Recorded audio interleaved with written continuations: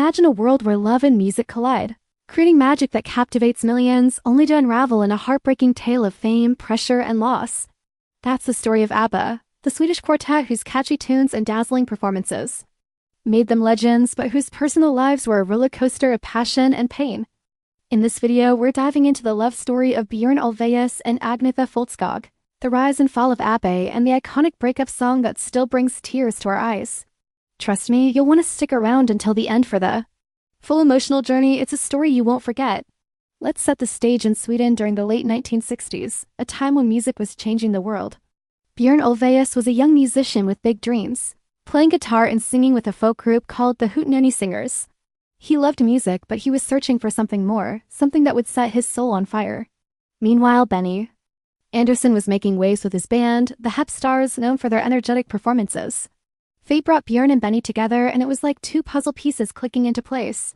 They bonded over their shared love for songwriting and their ambition to create something extraordinary.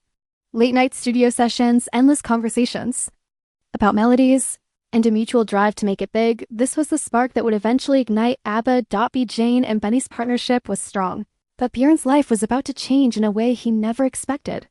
In 1969, while filming a nostalgic television special, he met Agnetha Fältskog.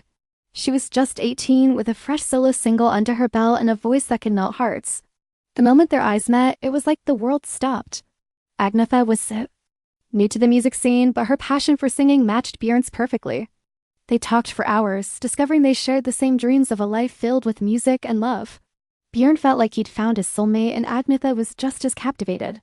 This wasn't just a fleeting crush, it was the kind of connection that makes you believe in love at first sight. Their romance moved fast. Despite their age gap and Agnetha's inexperience, they were inseparable. They dreamed of building a life together, performing side by side and creating music that would touch the world. By July 6, 1971, they were ready to make it official. In a picturesque village called Virum, Björn and Agnetha exchanged vows in a beautiful ceremony. Benny even played the organ, adding a personal touch to their special day. They promised each other a lifetime of love, support, and shared dreams.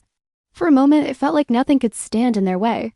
They were young, in love, and ready to conquer the world together. While Björn and Agnetha's love story was blossoming, Björn and Benny were hard at work on their musical dreams. They called their duo Björn and Benny, writing songs and performing together, but they knew they needed more to make their vision a reality. Agnetha's incredible voice was the perfect addition, bringing a new dimension to their sound.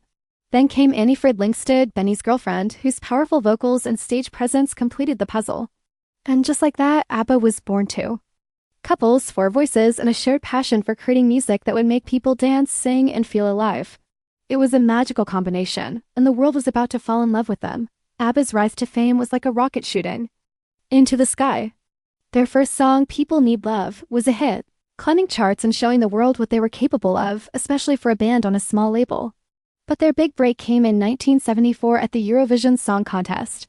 With their infectious song Waterloo, they didn't just win, they stole the show, capturing hearts across Europe and beyond. Suddenly, ABBA was a global sensation. Their songs were everywhere, from radio stations to dance floors. They were touring the world, performing in packed venues and breaking records left and right. Fans couldn't get enough of their catchy melodies, colorful outfits, and undeniable chemistry on stage. But behind the scenes, life wasn't as perfect as it seemed.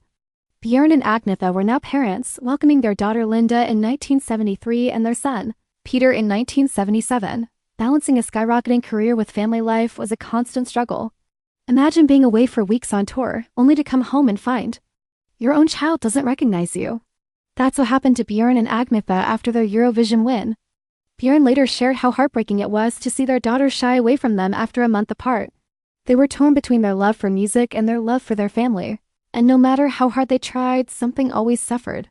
Their kids needed them, the band needed them, and their marriage was starting to crack under the pressure. The intense fame didn't help. ABBA's popularity brought a level of attention that was both thrilling and overwhelming. Fans adored them, but some took it too far. Agnetha, in particular, struggled with the constant scrutiny. She received obsessive gestures from fans, and the pressure of being in the spotlight started to weigh on her. At night, she would have terrifying dreams, haunted by fears that fans might take away everything she loved: her children, her home, her peace. Björn did his best to support her, but he was feeling the strain too. The endless tours, the demand for new hits, the weight of being global superstars, it was like a storm brewing. and their marriage was caught in its path. By the late 1970s, ABBA was at the height of their success, but Björn and Agnetha's relationship was crumbling. The pressure of fame, parenthood, and their demanding careers was too much to bear. In early 1979, they made the painful decision to separate, officially filing for divorce in 1980. To the outside world, they put on a brave face, calling it a happy divorce and smiling for the cameras. But the truth was far from happy. Their marriage had been their foundation, and now it was gone. Fans had no idea of the pain they were hiding, but their music told a different story. It was during this time that Björn turned his heartbreak into one of ABBA's most unforgettable songs. That song was The Winner Takes It All, a track that's more than just a hit, it's a piece of Björn and Agnetha's soul. Björn wrote it during one of the darkest moments of his life. He sat down with a bottle of brandy, something he rarely did when writing, and let the pain pour out onto the page. He later told the London Times in 2010 that writing drunk isn't usually a good idea, but for the song, it worked. By the time he wrote the line, "The gods may throw their dice," the bottle was empty and the song was complete. It was raw, personal, and a reflection of the heartbreak he and Agnetha were living through. But the hardest part was yet to come. He had to share it with Agnetha. Handing those lyrics to Agnetha was like bearing his soul. The song was a painful reminder of their failed marriage, with lines like, "Tell me, does she kiss like I used to kiss you?" Agnetha agreed to sing it, but performing it was an emotional ordeal.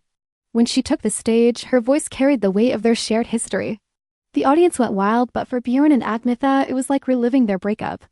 In front of thousands, the song became a massive hit, topping charts and cementing ABBA's legacy, but it came at a cost.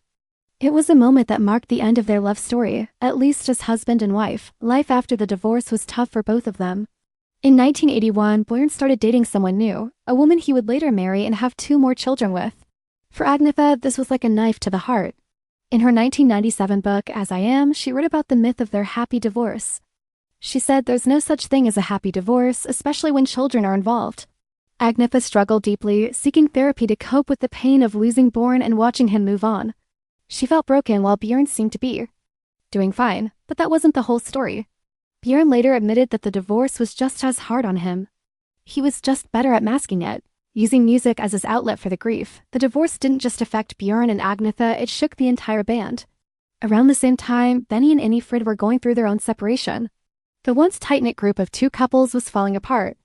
By 1982, after a decade of unparalleled success, ABBA decided to call it quits. It was the end of an era, a moment that left fans heartbroken and the music world in shock. Björn later described it as an explosive story that had a creative period but then suddenly stopped. The magic that had made ABBA so special was gone, and everyone except Björn and Benny went their separate ways. So what can we learn from ABBA's story? It's a lesson in resilience, creativity, and the power of turning pain into something beautiful. Björn and Agnetha faced heartbreak, but they channeled it into music that's still touching hearts today. Their story also reminds us to cherish the moments of joy, even when life gets tough. ABBA's music is a gift, a reminder that no matter what we're going through, there's a song out there that understands. And maybe, just maybe, their story encourages us to keep chasing our dreams. Even when the road gets rocky. If this deep dive into ABBA's love and breakup story touched your heart, don't forget to hit that like button and subscribe for more stories behind the music. What's your favorite ABBA breakup song? Drop it in the comments below, I'm dying to know. And if you want to keep exploring the world of iconic bands and their untold stories, tap the bell icon so you never miss a video. Thanks for watching, I'll see you in the next one.